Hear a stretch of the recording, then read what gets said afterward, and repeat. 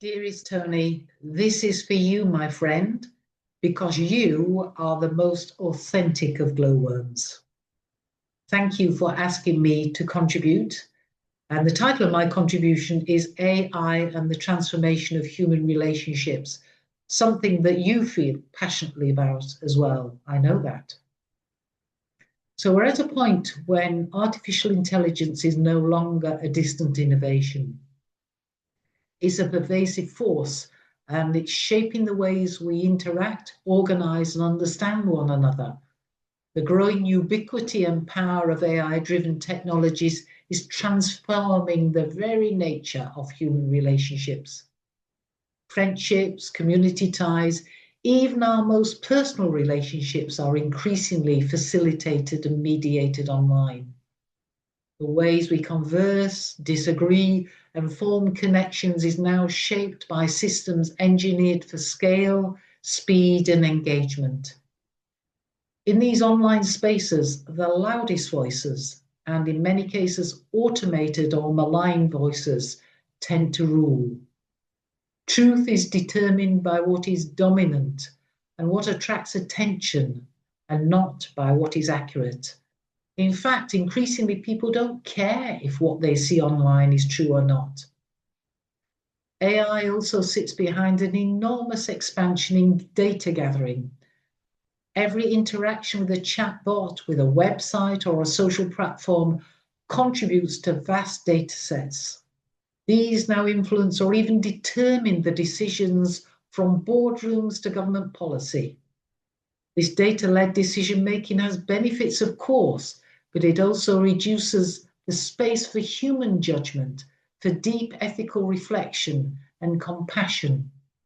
In the pursuit of efficiency, we risk losing the subtle human considerations that have traditionally guided good, human-centered decision-making.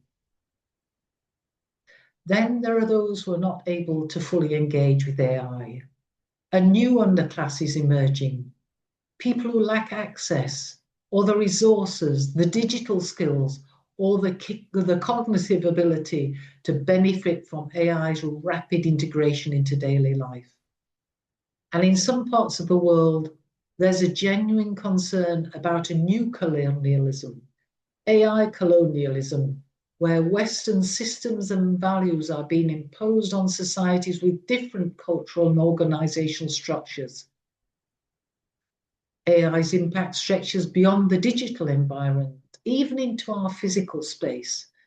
Many say that the decline of the high street is because of AI and transactions. Others argue that it's driving a reinvention of the high street into a more social, experience-oriented space. And whatever the interpretation, the structural effects are undeniable, and they change the way we enact our relationships. Within organizations too, AI is reshaping work.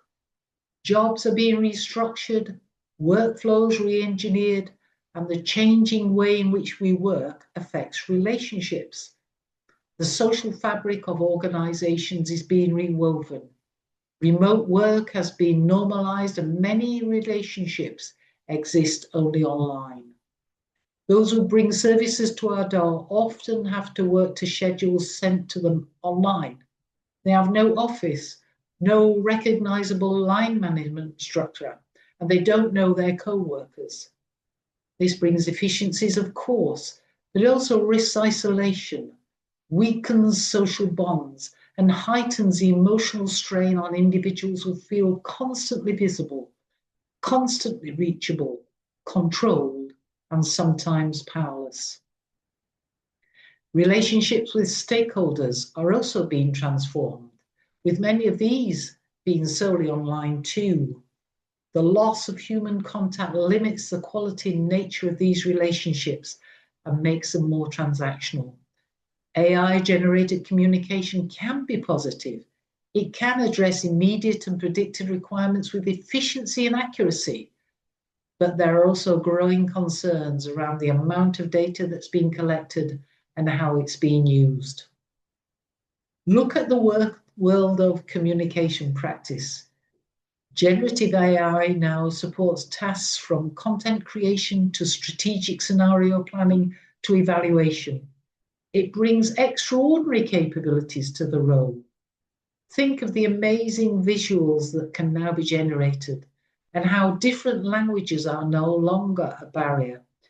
Agentic systems and synthetic audiences help communication professionals to handle crises better, to test content, and to predict how stakeholders might react.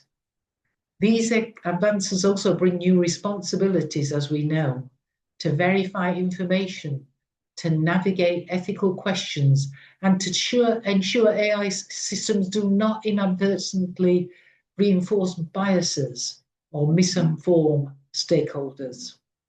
All this, of course, leads to one overarching theme. AI is not just reshaping technology, it is reshaping relationships. So how do we act differently when the technology is driving us to define relationships through the prism of data, by patterns in data, and by the partial insights that data provides? Well, we need to remember that data doesn't define relationships, and that decisions should be more than data-led. Relationships are more than the sum of data parts. I would suggest that the temptation for public relations to seek more and more data on relationships and to rely on the power of technology alone to interpret that data about relationships is something we should regard with deep caution. The harnessing of AI-driven technology to develop and maintain relationships is something that public relations professionals need to question and challenge, even more so as AI becomes more emotionally intelligent. Relationships are the province of the human. It's true that we can form relationships with bots. Some people even want to marry their bot, but they can't form relationships with us. They can only simulate relationships with us. It's human beings that form relationships. So what does that mean? It means that we are not just interested in ourselves and in what we can get, whether that's data, money, or emotional security. It means that we have to think about the other person or other group constantly. Think not what this human can do for me, but what I can do for this human, to misquote JFK.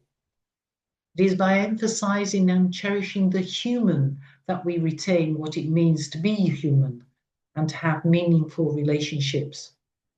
So, Tony, I end with a call for action, and I know I will have your blessing in this. The public relations profession should resist the lazy option of delegating relationships to technology and work harder on securing that which defines the nature of society, organizations, and people. Human relationships.